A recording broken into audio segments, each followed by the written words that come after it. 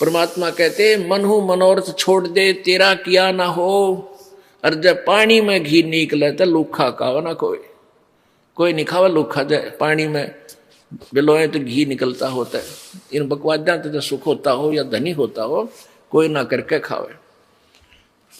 एक चोर था, वो चोरी करता था। एक भक्त किसान था। परमेश्वर कबीर जी आते रहते हैं रूपांतर करके। एक जीवन तो वो अपना वैसे जीते हैं और समय समय कहीं कहीं प्रगट होकर 10-20 वर्ष कहीं रह गए, 10-20 वर्ष कहीं रह गए, अपनी प्यारी आत्माओं को फिर से भक्ति से सैचुरेट करते रहते। तो वो रूपांतर करके प्रभु आए हुए थे, गुरु रूप में संत रूप में विराजमान थे। उनका शिष्य था एक किसान। जब उसने उपदेश लिया ही था कुछ दिन के बाद वो बहुत निर्धन था। उसके पास एक ही बैल था खेती करने के लिए, और उस बैल को उस चोर ने चुरा लिया। एक चोर ने, अब चोर ने वो मान लिया 100 रुपये का बैल था, बेच को उसने तो जितने पैसे मिल जाए उतने ठीक, कौन सा मोल ला रखा था, वो बेच दिया 30-35 का और खाए पिए मौज उड़ाई। पुराने समय की बात है। अब उसमें 100 रुपये का आज 10,000 का बैल, इतनी तुलना समझ लो। अब उसने फिर, क्योंकि चोर ने तो कमाए थे, खा पी फुर्रोए, फिर भूखा मरा, फिर चला चोरी करने के लिए। घूमता घूमता उसी साइड चला गया। उसने देखा ऐसे झांक के, उसी पहले वाले जिसका एक बैल चुरा के ले गया था, उसने देखा ऊपर से झांक के उसके 2 बैल बहुत सुंदर मजबूत तगड़े तगड़े 2 बैल थे। उस चोर ने उसके 2 और चुरा लिए, उसी के 2 और चुरा के चला गया। उसने ये सोचा कि ये आदमी हा उल्ला भी ना करता ना कि तब पुलिस रिपोर्ट करता, ये सीधा सा आदमी है, इसके के चुरा ले। अब उसने वो भी साल 2 वर्ष में खा पी कर बर्बाद किए। फिर वो उसी क्षेत्र में आ रहा था, उन्हें सोचा उसका तो नाश हो लिया होगा, उसके पास तो होगा ही नहीं। फिर भी किसी और के चोरी करने के लिए चला, रास्ते में वही घर पड़े था। फिर झांक के देखा उसने, क्या देखा कि उसमें 4 बैल थे। 4 बैल एक तगड़े तगड़े खगड़ जैसे। अब उस चोर ने तो पेट पकड़ दिया, तेरा गजब हुई हो, मैं इसके 3 बैल चुरा ले गया, मेरा तो नाश हो गया, मेरे पास तो चवन्नी नहीं, इसके 4 बैल आ गए। भाई इस आदमी से तो पूछना चाहिए के जादू जंत्र जाना है ऐसा। तब उसने क्या किया, वो किसान, गर्मियों के दिन थे, किसान बाहर सो रहा था अपने आंगन में, बैल साइड में बंधे हुए थे। उस चोर ने वो किसान उठाया। किसान कहने लगा भाई कौन है तू, मुझे सोने। वो बोला मैं चोर हूं। किसान बोला भाई मुझे सोने दे, सारा दिन खेत में काम किया, नींद आवे है, तू अपना काम कर और मुझे निंद्रा लेने दे। तू कर ले अपना काम, चोर है तो कर चोरी, तेरा काम चोरी करना है, मुझे डिस्टर्ब मत करे। अब वो चोर कहता है भले मानस हुआ चोरी है तो ना होती मेरे भाई भी, या चोरी ना हो रही मेरे से, एक बार उठ मेरा भाई। उसके पैर पकड़े, माथा टेक कर तो खड़ा हो, एक बार उठ लिया। क्या बात भाई भगत जी बता।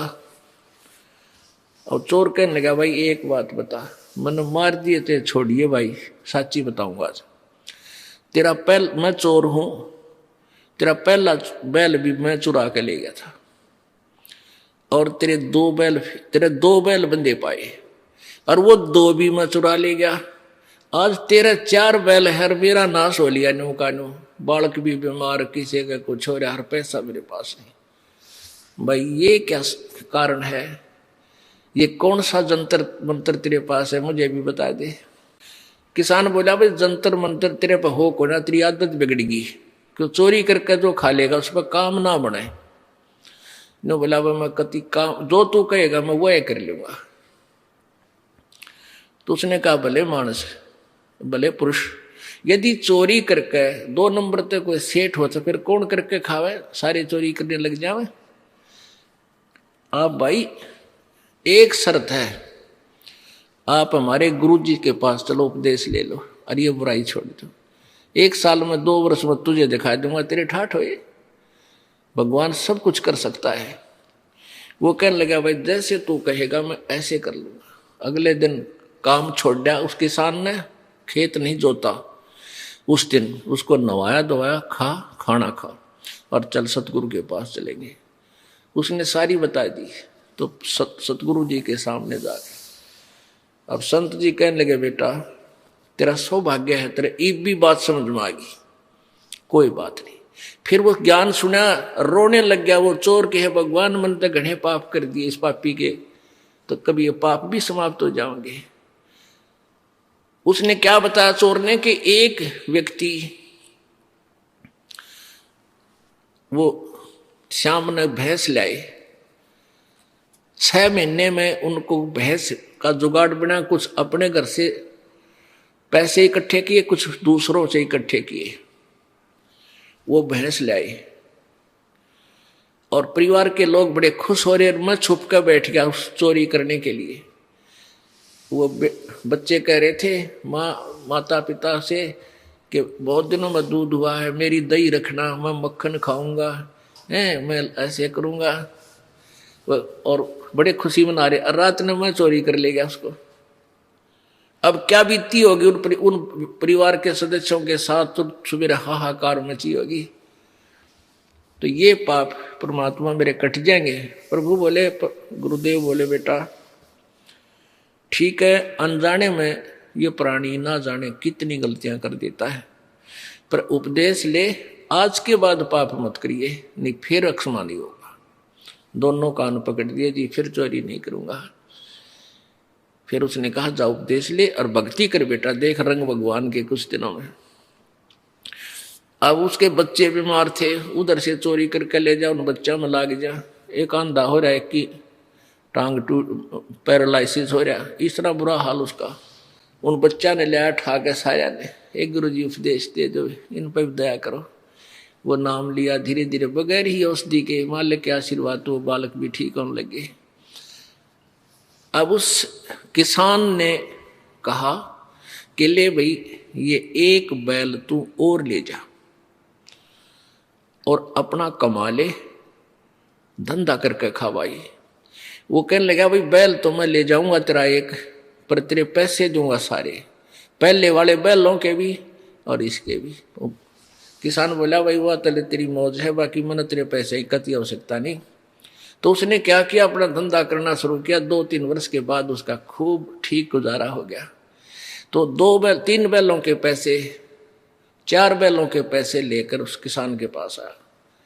कहने लगा भाई तेरा भला हो, आपने मुझे बहुत ही अच्छा मार्ग दिखा दिया और ये पैसे ले तेरे सारे। उससे किसान बोला भाई मेरे को पैसे मेरे परमात्मा ने दे दिए थे, 4 बैल बांध दिए मेरे।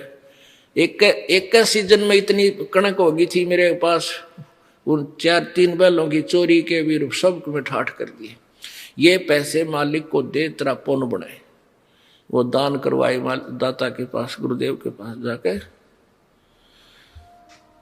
तो पुण्यात्माओं, हम परमात्मा की परिभाषा से बहुत दूर हैं, परिचित भी नहीं है। इसलिए हम पाप पे पाप करते जा रहे हैं, दूने दुखी हो रहे हैं। और पैसे की होड़ लग गई, 2 नंबर के काम तो किसी तरह भी पैसा हो, पैसा ही पैसा दिखाई देता है संदेह प्राणी में। और पैसा भी परमात्मा बिना आपके पास आ नहीं सकता, दूना दुखी होगा।